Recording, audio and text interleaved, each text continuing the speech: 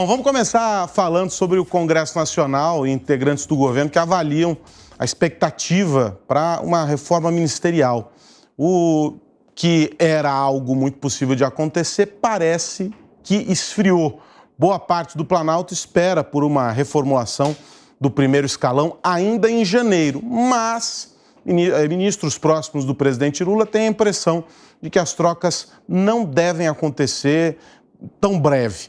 Flávio Dino deixa o Ministério da Justiça para ir para o Supremo Tribunal Federal, mas essa não é uma substituição que se inclui na reforma ministerial. A reconfiguração da esplanada só deve ser confirmada depois de março. E aí, o que muda? Será que muda já? Ou essa ideia aí de que fica para março a mudança é a mais forte na visão de vocês? Porque a gente dizia sobre o toma lá da cá, a necessidade de fazer negociações. A reforma é uma delas, né, Vilão? Com certeza, a reforma é uma delas. Agora, eu sinto que o clima, ele não está tão propenso para a realização dessa reforma agora no início do ano. Eu vejo que as articulações políticas para o ingresso de um ou de outro partido, de um ou de outro segmento nos ministérios, ele ainda está algo um pouco morno demais. Caso fosse ocorrer essa reforma ainda no início do ano, esse tema estaria mais quente, os nomes fortes para a ocupação dos cargos estariam mais em evidência já desde o final do ano.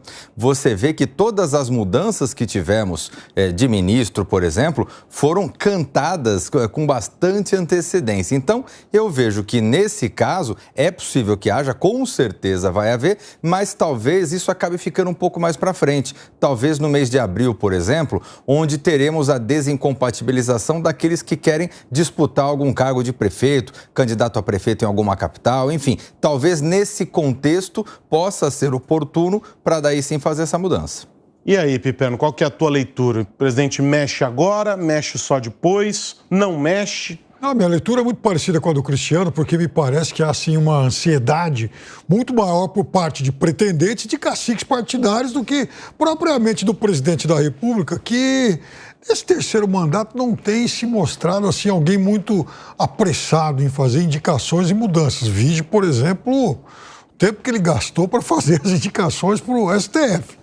Então, deixa todo mundo lá se digladiando, especula daqui, aponta nome dali e tal, depois ele vai lá e resolve. Só que há agora uma questão que é o calendário eleitoral. Então, aqueles que imaginam disputar eleições, eles vão ter que sair em abril, né?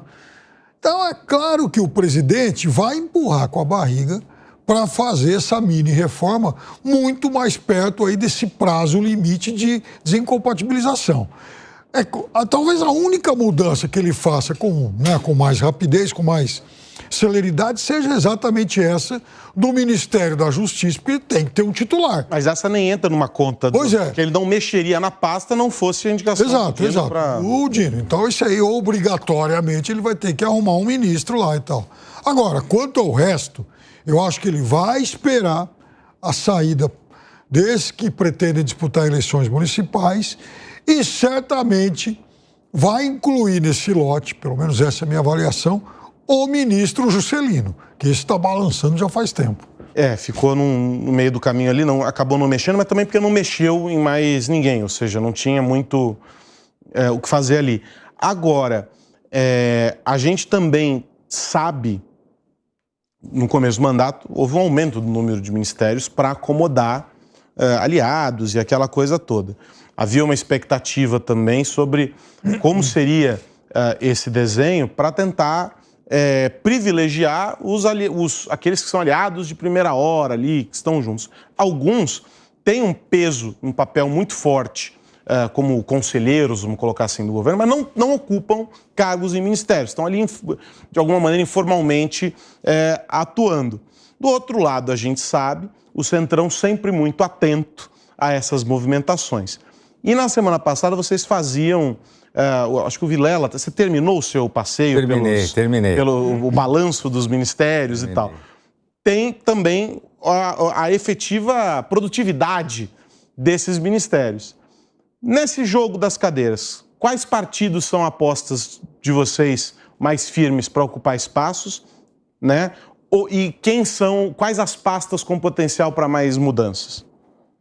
Olha, Aros, eu vejo que nessa linha, por exemplo, já começando com essa troca necessária do caso do ministro Dino, a gente já vai ter um elemento importante nisso, que é o fato de que Dino, em tese, é um nome do PSB e, portanto, há um reclamo justo até do próprio PSB, o interesse na manutenção dessa pasta.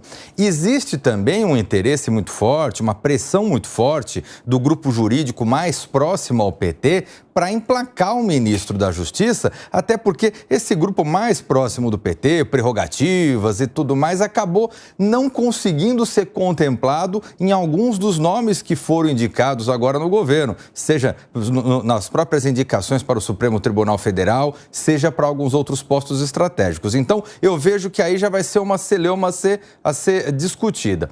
O outro ponto, naturalmente, é a própria questão do Centrão, que todos nós sabemos, né? Esse grupo político é um grupo político que sempre quer mais. Aliás, de alguma forma, o presidente Lula, ele conseguiu costurar esse apoio com cargos de segundo, de terceiro escalão, com cargos de Caixa Econômica, enfim. Mas é possível que esse grupo, de alguma forma, venha querer balançar o coqueiro de algum ministério robusto, especialmente, talvez, o Ministério da Saúde, que desde o princípio, até por ter na sua titular uma pessoa técnica, uma pessoa sem respaldo partidário, sem respaldo político, talvez até por isso o Centrão, em algumas oportunidades, já tentou a ocupação desse cargo. Então, eu vejo que talvez se eu fosse apostar algum grupo político que vai ampliar espaço no Ministério, eu imagino que é o Centrão. E você? Não, o Centrão ele vai continuar de olho em todos os ministérios robustos. Né? Porque, vejam, nas mudanças que o presidente fez, ele deu lá portos e aeroportos, esportes.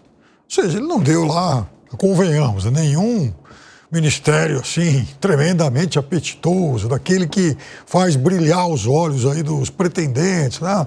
Você diz apetitoso, você está falando do orçamento. Isso, exatamente, aquela coisa de orçamento grande com porteira fechada. Ministério da Saúde. Ação social, né? Oh, isso aí é bacana, né? E, em relação a esses aí, o presidente conseguiu, de certa forma, preservar os seus indicados de primeira hora. A questão é que também nem todos os indicados são nomes consensuais dentro do próprio governo, da base do governo. Há quem critique lá a atuação de um ou de outro ministro, achando que, no mínimo, ele poderia falar mais, divulgar mais, né? Enfim, o ministério poderia andar melhor. Então, veja, vou dar um exemplo aqui que a gente até falou rapidamente sobre isso hoje no Morning. A fila de mais de 1 milhão de pessoas que estão, exatamente, em busca dos benefícios do INSS. É óbvio que isso incomoda setores do governo, que queriam resolver essa questão com muito mais rapidez, até porque essa também era uma promessa de campanha de zerar a fila, aquela coisa toda. E, na verdade, a evolução tem sido muito lenta. Está um pouquinho mais rápido, mas a promessa não era de ser um pouquinho mais rápido. A promessa era de se resolver logo. Então, pastas assim, áreas assim, é óbvio que elas, né, passam a ser cobiçadas por outros setores, até mesmo do próprio governo. Imagina o pessoal do Centrão, então. Sem dúvida. O Aros, e aí fazer uma observação, já vou, começou o ano novo, eu quero aqui já fazer um gesto para o Piperno, vai ficar contente com uma avaliação aqui, que é pensando, analisando esses 38 ministérios, né, quais foram os mais produtivos e os menos produtivos, eu vou dizer uma coisa, eu cheguei à seguinte conclusão. Qual? Se eu fosse escolher um ministro que se destacou, esse ministro é Fernando Haddad. E eu tenho certeza que Piperno vai ficar orgulhoso de mim aqui do meu lado.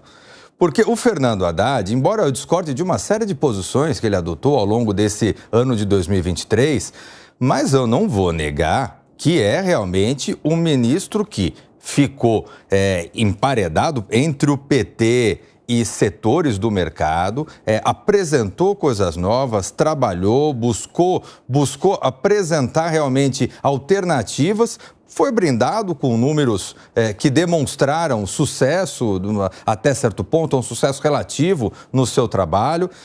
Eu acho que, honestamente, o ministro que, apesar de discordâncias diversas que eu tenho com relação ao que foi apresentado, mas eu não vou negar que talvez seja o ministro que se destacou, que trabalhou mais e que realmente marcou positivamente a sua passagem nesse ano de 2023. Você quer fazer algum comentário sobre isso? Está feliz, Piperno? Não, eu não escondo que eu gosto muito da atuação do ministro Haddad. E, aliás, eu já gostava da visão de futuro do prefeito Haddad. O prefeito Haddad, eu me lembro, por exemplo, quando ele começou a mexer na questão da mobilidade aqui em São Paulo, tinha uns amigos que diziam, mas esse negócio de só ficar pintando faixa aí não resolve nada e tal, não sei o quê.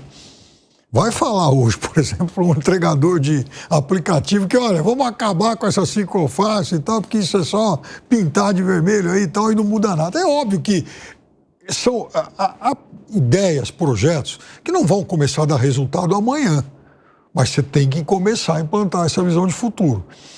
Outro ministro que me surpreendeu, porque confesso para você que eu tenho, assim, muitas reservas em relação ao sobrenome, né? Eu não o teria nomeado, mas eu acho que o trabalho vem sendo bastante aceitável, tem muita coisa que dá para elogiar, embora também tenha sido um pouco discreto na sua divulgação, é o ministro dos Transportes, Renan Filho. Eu tenho visto muita coisa que começou a ser executada.